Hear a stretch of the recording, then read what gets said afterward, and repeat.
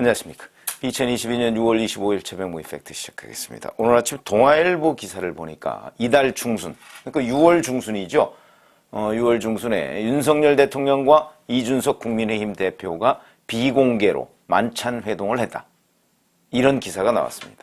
자, 그러면 6월 중순이면 뭐 중순이라는 표현은 6월 10일부터 뭐 20일까지를 얘기할 텐데 이때는 6월 22일 날 이준석 대표의 윤리위원회가 예정이 돼 있었기 때문에 그 예정돼 있는 걸 알고 만났느냐 모르고 만났느냐 이런 것들이 이제 대단히 중요한 대목이 되겠죠. 더군다나 최근에 이준석 대표는 뭐 윤리 문제를 직접적으로 언급하지는 않지만 윤석열 대통령과의 소통 문제를 계속 언급하고 있습니다. 이게 뭘 의미할까? 이걸 말씀드리려고 합니다. 자, 우선 그 비공개 만찬 회동, 뭐 저는 사실인 것으로 보입니다. 자, 배석자가 있었는지 없었는지 이거는 현재 알려지지 않았다. 이게 동아일보 보도 내용인데 제가 보기에는 없었을 것으로 보입니다. 아니면 있었다면 이준석 대표의 비서실장 그리고 윤석열 대통령의 비서실장 정도가 아마 동석하지 않았을까 이렇게 예측이 되고요. 그리고 뭐 보도 내용은 이런 거 있습니다. 전국 현안에 대한 당의 대응을 주로 논의했다. 이거야 뭐 그럼 뭐 거기서 뭐 잡담했겠습니까? 전국 현안인데 전국 현안이 뭐냐? 맨 처음에 떠올릴 수 있는 게 이준석 대표의 징계 문제죠. 이게 두 사람 사이의 최대 전국 현안 아닌가요? 왜냐면 이준석 대표의 뭐 그런 그 사건 문제 이게 이준석 대표한테는 그 뭐 거취와 관련해서 굉장히 중요한 얘기고 윤석열 대통령에 관련해서도 사실은 이게 집권당 대표의 거취 문제니까 얼마나 중요한 문제입니까? 대야 관계는 아니지만 그런 관점에서 본다면 전국 현안에 포함될 수 있는 내용이다. 그런데 대표실 관계자 코멘트가 나옵니다. 물론 뭐 대표실 관계자한테 실제 들었는지는 모르지만 서해 공무원 피살 사건 등 현안에 대해 당과 당의 역할이 어떤 것인가 부분에 관해서 상의를 했다. 징계 문제는 거론이 되지 않았다. 이렇게 얘기를 합니다. 그러면서 대통령과 만난 자리에서 윤리 문제를 언급하려면 사실관계가 있어야 하는데 실질적으로 경찰 조사 결과도 안 나온 상황이다. 그러니까 이준석 대표실 관계자가 동아일보에 얘기한 걸로 보이는 그 코멘트는 이런 겁니다. 아니 이게 뭐 팩트로 뒷받침도 안 되는데 거기에 대해서 대통령한테 이런저런 그 얘기를 하면서 뭐 왈가왈부 뭐 할 수는 없는 것 아니냐 이런 톤인데 뭐 저는 이 말을 믿지를 않죠. 물론. 그런데 이 동아일보 기사에 보면 또 대통령실 고위 관계자의 코멘트도 나옵니다. 대통령이 저녁 때 잠깐 시간이 돼서 만난 것이다. 윤리 관련 논의를 했더라면 이 상황까지 왔겠느냐 이렇게 얘기를 했습니다. 그러면 제가 보건대는 대통령실 고위 관계자의 이 코멘트가 보다 진실에 가깝다. 저는 그렇게 생각을 합니다.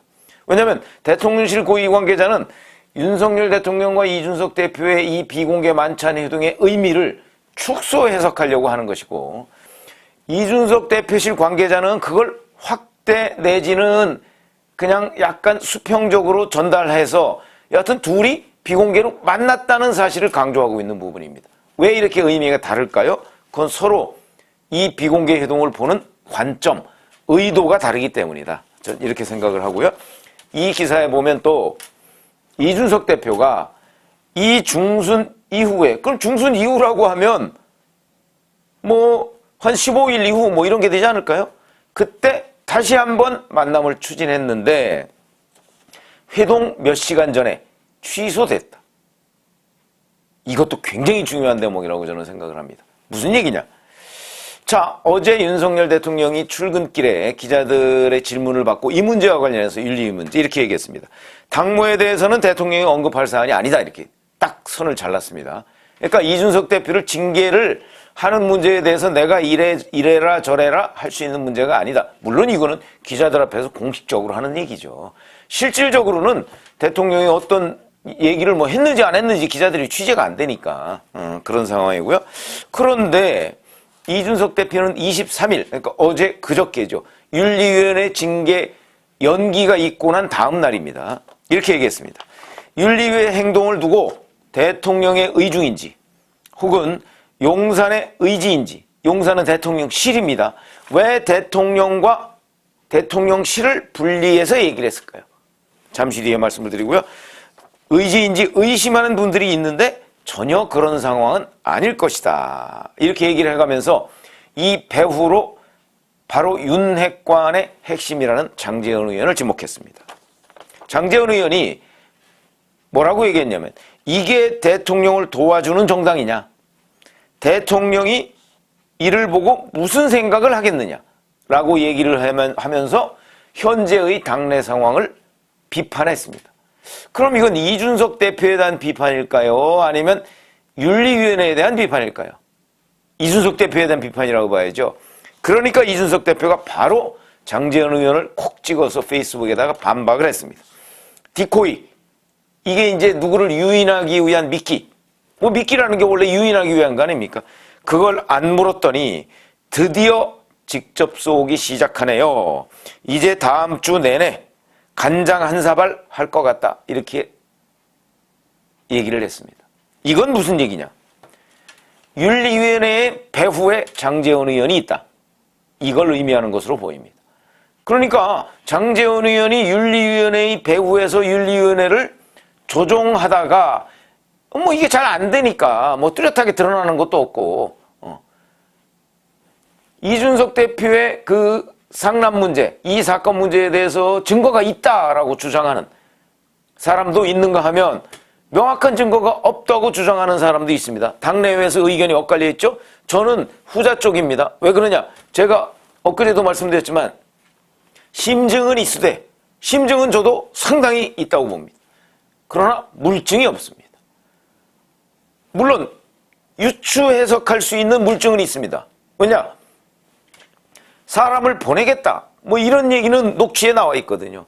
그러면 사람을 보내는 것이 꼭 증거인멸하라고 보내는 거냐? 아니면 그 김철근 정무실장 말대로 아니 대선 전에 집권당 대표의 이런저런, 그때는 집권당이 아니었었지만 이런저런 뭐 이런 비위 문제가 나오면 대선에 도움이 안 되기 때문에 일단은 무마하고 보자.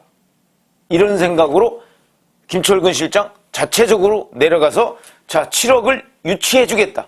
자기가 내겠다는 것도 아니고 어디서 이렇게 끌어다가 도움을 주겠다 하는 거를 약속은 할 수 있는 것 아니냐. 저도 그 말을 안 믿죠. 그러나 그 말을 안 믿을 근거도 또 마땅치가 않습니다. 그러니까 그것 때문에 내려갔다.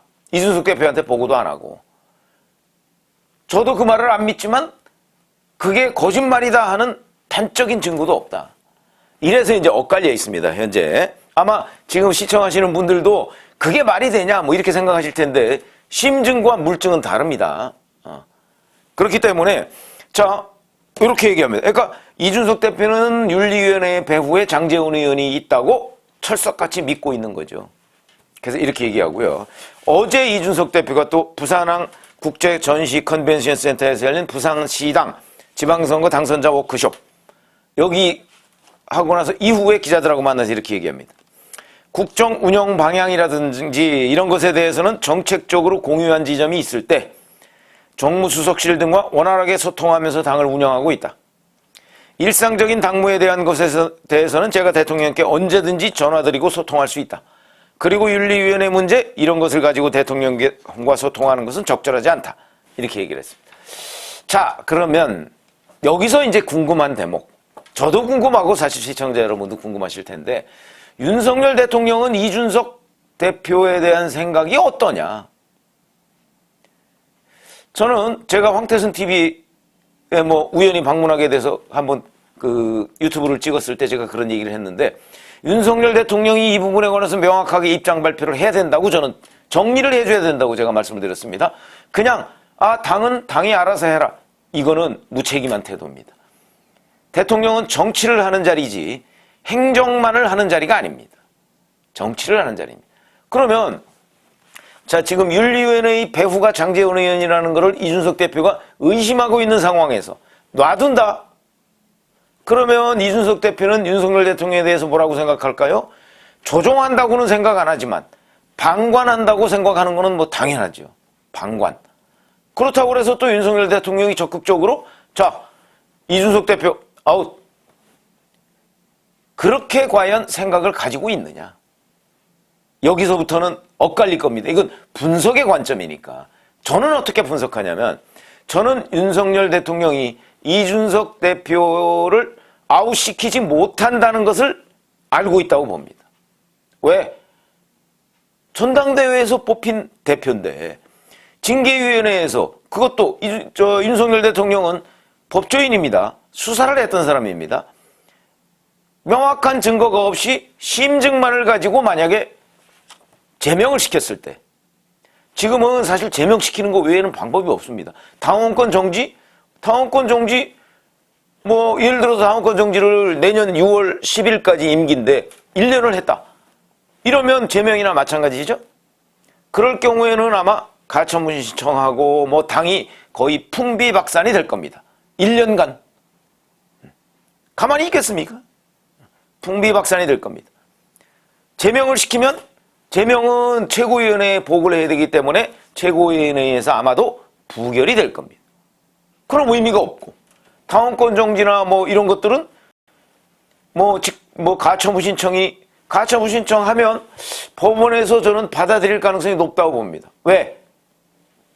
명확한 증거가 없기 때문에. 심증은 있지만 법원은 심증을 가지고 판결하는 데가 아닙니다. 그리고 특히 이거는 회복할 수 없는 불이익이 이준석 대표한테 가는 거죠. 왜냐하면 사실상 제명이나 마찬가지니까. 그렇기 때문에 저는 가처분 신청을 받아들일 가능성이 있다. 그거는 윤석열 검찰총장에 대한 직무정지 가처분 신청, 직무정지 집행정지 신청이죠. 직무정지 가처분 신청. 그게 법원에 의해서 받아들였지 않습니까? 그래서 추미애 당시 법무부 장관이 직무정지를 했는데 며칠 만에 돌아왔지 않습니까? 그거하고 같은 모양새가 될 것이다. 그걸 누구보다 잘 아는 윤석열 대통령이 여기서 자 아웃시켜 라고 할 가능성은 저는 없다고 봅니다. 그러면 윤석열 대통령은 왜 가만히 있느냐? 가만히 있으면 부추기는 거냐? 저는 또 그렇게 보지도 않습니다. 윤 대통령은 그냥 이준석 대표가 당무를 뭐 그냥 하면 그래 당이 알아서 해라. 그러나 아웃 이준석 아웃 그것도 현실적으로 가능하지 않다. 그러나 또 이준석 구하기 나는 그것까지도 하고 싶지 않다. 요런 심정이라고 저는 봅니다. 왜? 지난 대선 선거운동 기간 동안에 이준석 대표가 어찌 보면 대선 후보를 얼마나 괴롭혔습니까? 저는 그 괴롭힌 게 뭐 결과적으로 도움을 줬다. 왜냐하면 극적인 반전이 자꾸 이루어졌으니까. 그리고 어찌 보면 윤석열 대통령의 끌어안기 리더십 뭐 이런 것들이 좀 부각된 측면도 있죠. 그냥 순탄하게 투표일까지 온 것이 낫냐 아니면 우여곡절을 겪어가면서 윤석열 대통령이 끌어안기 리더십을 발휘해서 뭔가 상황을 반전시키는 게 낫냐. 그거는 결과론적인 얘기지만 그거 누구도 장담할 수가 없습니다. 그러나 윤석열 당시 후보로서는 얼마나 가슴 아팠겠습니까? 그때 아마 이준석 대표의 그 2번, 3번에 걸친 끊임없는 목리 이 부분 가지고서 아마 저거를 당장 어떻게 요절을 내 아마 이런 생각을 12번도 더 했겠죠. 자, 그렇게 했지만 결과는 어찌됐든 좋았습니다. 뭐 0.73%라는 근소한 차이였지만 결과는 좋았습니다. 자, 그러면 이 공로를 인정 안 할 수도 없고 인정하자니 기분이 언짢고 아마 이런 심정일 거라고 저는 생각을 해요. 그건 뭐 제 분석입니다. 왜냐면 그거는 취재해서 정확하게 윤석열 대통령의 속마음이 이겁니다 라고 시청자 여러분들이나 독자 여러분들한테 보여드리면 좋겠지만 그걸 어떻게 알겠습니까? 아마 윤석열 대통령 본인도 조금 뭐 왔다 갔다 할 가능성도 있습니다. 당을 위해서 그리고 여권 전체를 위해서는 이러면 안 되는데 그러다가 저 이준석 대표 생각만 하면 내가 정말 피가 거꾸로 솟는다. 이런 생각을 할 수도 있죠. 그러나 그 속을 우리가 모르기 때문에 짐작만 할 뿐입니다. 주변 여러 가지 정황. 그래서 이게 바로 첫 번째 면담을 했을 때, 비공개 회동을 했을 때는 이양희 윤리위원장이 16일 날 귀국했습니다. 그리고 22일 날 윤리위원회를 열겠다 하는 걸 발표한 날은 21일입니다. 그러니까 제가 보건대는 아마 첫 번째 회동은 21일 이전, 그러니까 한 15, 16일이나 이때쯤에 있었을 가능성이 있고요. 두 번째 회동은 거절했다고 했죠. 그거는 아마도 이양희 윤리위원장이 귀국하고 나서 21일 날 보도자료를 통해서 22일 날 윤리위원회를 열겠다라고 하기 한 닷새 동안에 이양희 윤리위원장이 누군가는 소통을 했을 거 아니겠습니까? 윤리위원회를 바로 열겠다고? 그거를 윤 대통령이 보고를 받고 두 번째 회동은 취소한 거죠. 왜냐하면 이준석 대표가 자꾸 이 윤리위원회와 윤석열 대통령을 끌어들여서 자꾸 한 묶음으로 가려고 하거든요. 왜냐하면 그게 이준석 대표한테 유리하니까. 윤리위원회가 대통령 눈치 안 본다고 보십니까? 저는 본다고 봅니다. 보죠, 당연히. 윤리위원회도 대통령의 뜻이 이준석 대표 이거에 있는지 생에 있는지 알고 싶어 할 겁니다. 그런데 윤석열 대통령은 거기에 대해서 가타부타 의견 표명을 안 하고 있는 것으로 저는 파악하고 있습니다. 왜? 더 큰 파장, 만약에 그게 공개됐을 경우에 더 큰 파장을 불러올 수도 있기 때문에. 그리고 아까 제가 말씀드렸지만 현실적으로 이준석 대표를 내쫓을 방법이 없기 때문에. 또 내쫓으려고 시도하는 것 자체가 집권여당의 거의 붕괴 위기를 초래할 수 있기 때문에 그걸 잘 아는 윤석열 대통령은 자, 내쫓는 거 찬성 안 한다. 그러나 그렇다고 해서 윤리위원회 다 취소하고 살리는 것 그것도 나는 동의할 수가 없다. 아마 이런 상황일 것이다. 그래서 첫 번째 회동은 했고 그거는 윤리위원회를 언제 여는지 몰랐을 때니까. 두 번째 회동은 윤리위원회가 곧 열릴 거라는 걸 알았기 때문에 취소했다. 저는 그렇게 분석을 하고요. 그런데 이준석 대표는 끊임없이 윤석열 대통령과 윤리위 문제를 얘기하진 않았다고 하면서도 윤석열 대통령을 끌어들입니다. 그게 본인한테 유리하니까. 정치죠. 이게 일종의 윤리위 정치입니다.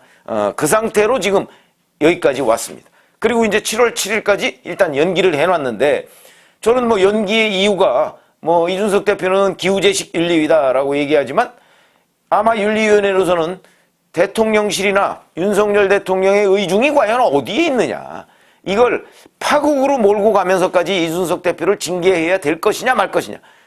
이 판단이 아직 안 섰다.